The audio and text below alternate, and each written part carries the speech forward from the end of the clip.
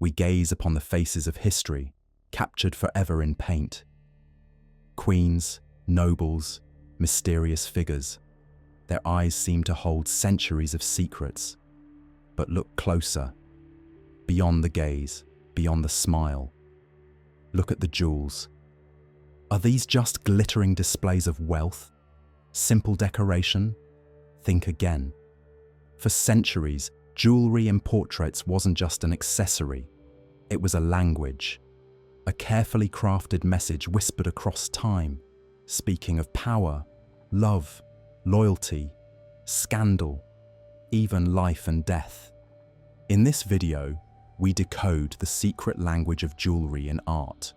We'll uncover stories you've never heard, hidden meanings behind familiar gems, and reveal how these precious objects shaped the image of some of history's most powerful figures. Forget everything you thought you knew about portrait jewels.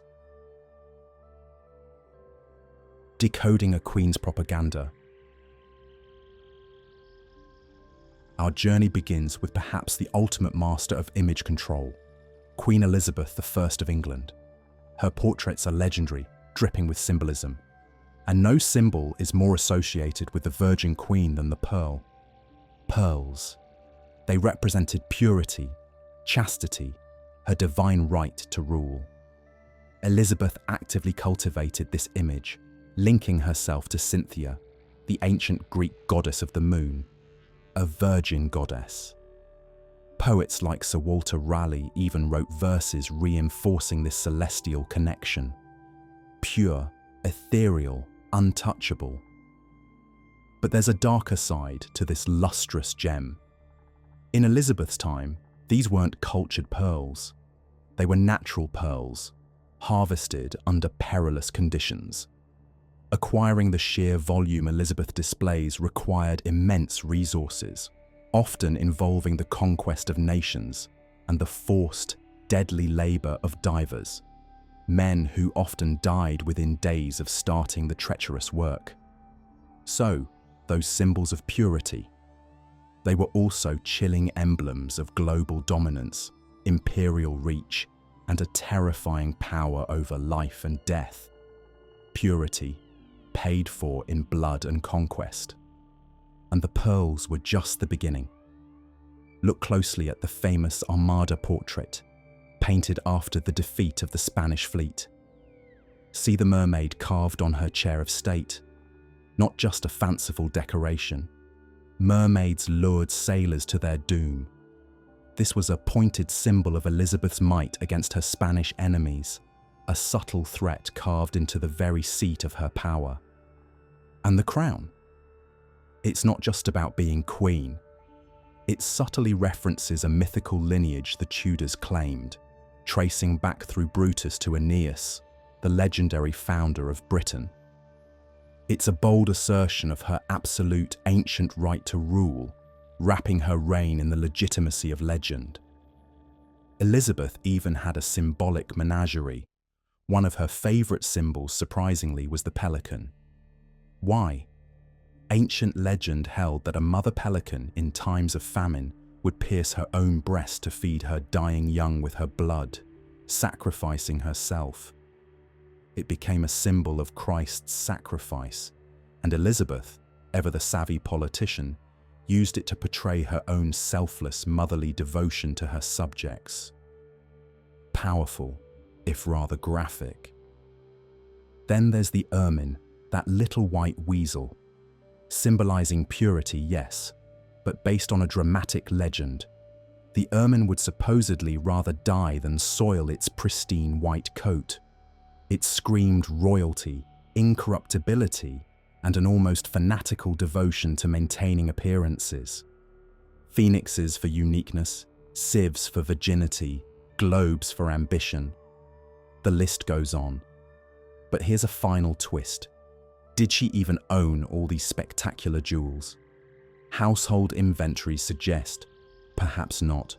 Portraits were propaganda, carefully constructed images. Jewels might be borrowed, rented, exaggerated, or even entirely imagined by the artist to project an image of unparalleled power and wealth. the ultimate illusion, painted for posterity. Power and piety in the Tudor court, Hans Holbein. Elizabeth wasn't the first Tudor monarch to understand the power of portraiture and jewels. Decades earlier, the German master Hans Holbein the Younger served the court of her father, Henry VIII. Holbein's genius lay in his incredible realism, capturing not just a likeness, but the very essence of his sitters, often through the meticulous depiction of their attire and adornments. Look at Holbein's portraits of Henry VIII himself. The sheer weight of the gold chains, the massive jeweled collars, the rings on nearly every finger. This isn't just wealth, it's a defiant statement. Especially after his break from the Church of Rome, Henry used jewels to project immense power, divine authority, and the legitimacy of his new role as supreme head of the Church of England. The bigger and bolder, the better. Contrast Henry's bombast with Holbein's portrait of Sir Thomas More, Henry's Lord Chancellor who famously refused to endorse the king's break with Rome. More is dressed in rich but relatively sober black velvet. Yet, look closely. He wears the collar of Esses, a chain signifying loyal service to the crown, an emblem that would become deeply ironic given his later fate. Other details, perhaps a simple cross or ring, might hint at his deep Catholic faith, the very thing that put him in opposition to his king. Holbein captures the tension between duty and conscience, partly through these subtle details. Holbein's masterpiece, The Ambassadors, is famous for its distorted skull, a stark memento mori reminding us of death amidst worldly success. But the painting is also packed with symbolic objects representing the men's learning and status, scientific instruments, musical scores. And look at the men themselves. The badges they wear might signify specific orders or allegiances. A dagger might hint at their role or status. Even here, amidst symbols of knowledge and mortality, adornment plays its part in defining identity and navigating the complex political and religious landscape of the Tudor era. And amidst the grand statements of power and status, jewelry always retained its power to convey deep personal sentiment, revealing the heart behind the public face. Take Queen Victoria again. Her portraits certainly project imperial might. Look at that crown, those orders. But nestled amongst the state jewels are intimate treasures. A turquoise ring, symbolizing fidelity. A simple cameo bracelet. These were gifts from her beloved husband, Prince Albert, who actually enjoyed designing jewelry for her. Even after Albert's death, when Victoria famously retreated into decades of mourning black, later portraits show she never took off that bracelet. A constant visible reminder of her lost love, worn alongside the symbols of her empire. Sometimes the jewels tell a story even when the sitter remains a mystery. We know little about Julia Telyakovskova, a 19th century Russian noblewoman, but her portrait speaks volumes through her jewelry. Look at that stack of bangles. A coiled snake, symbolizing eternal commitment. Another, likely a painted miniature of her husband. Even without knowing her life, her jewels hint at her identity, her marriage, her status.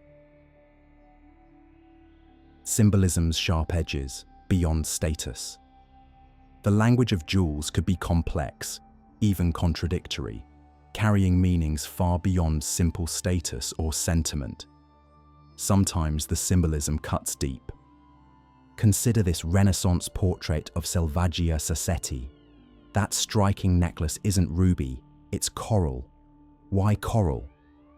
Well, it was expensive, certainly, a sign of her family's wealth. But it was also deeply symbolic in Renaissance Italy. In religious art, it represented the blood of Christ, offering spiritual protection.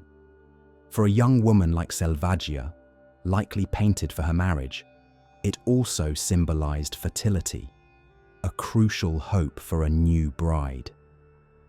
Status, piety, protection, and hope for children, all bound up in one strand of vibrant beads.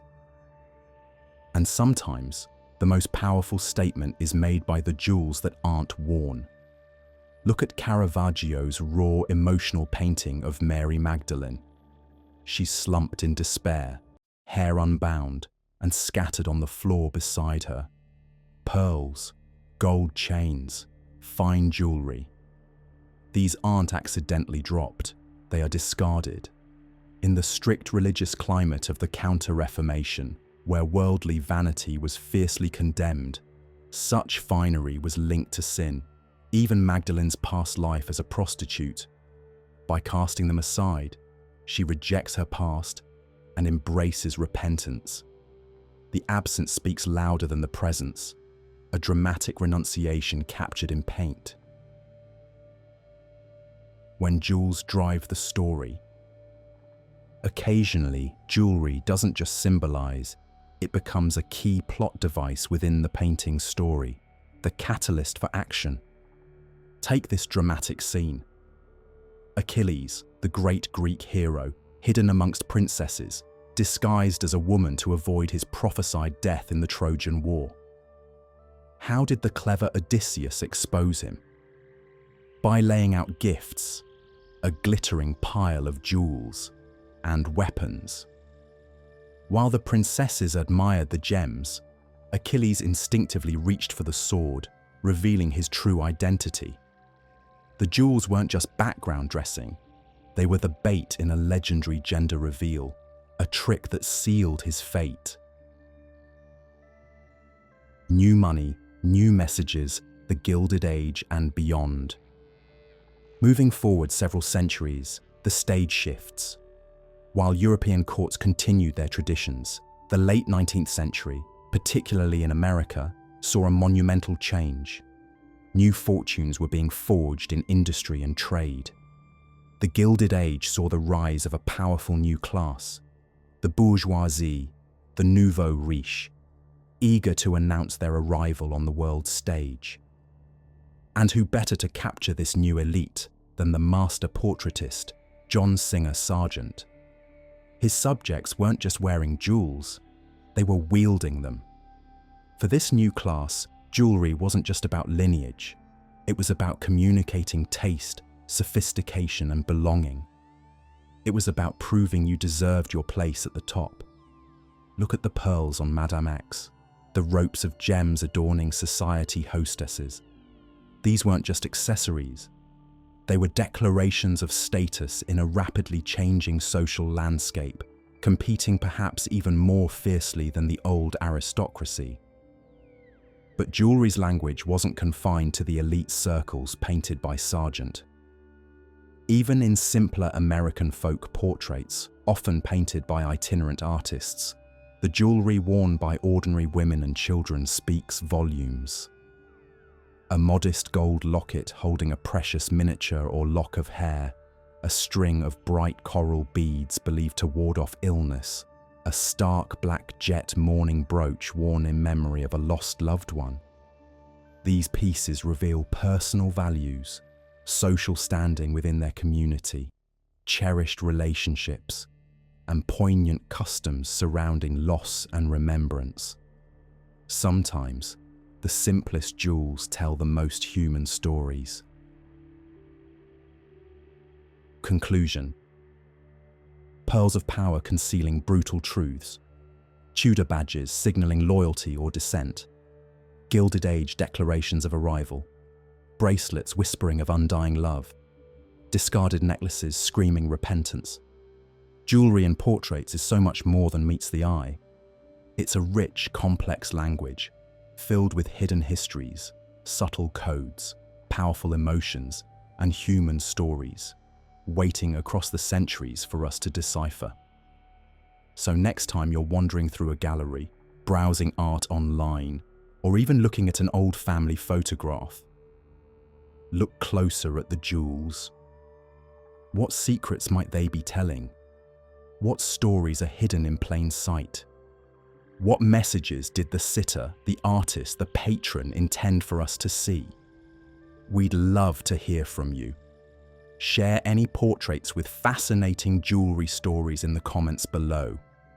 And if you enjoyed decoding these hidden messages with us, please give this video a like, subscribe for more journeys into jewelry history, and ring that notification bell so you don't miss our next exploration.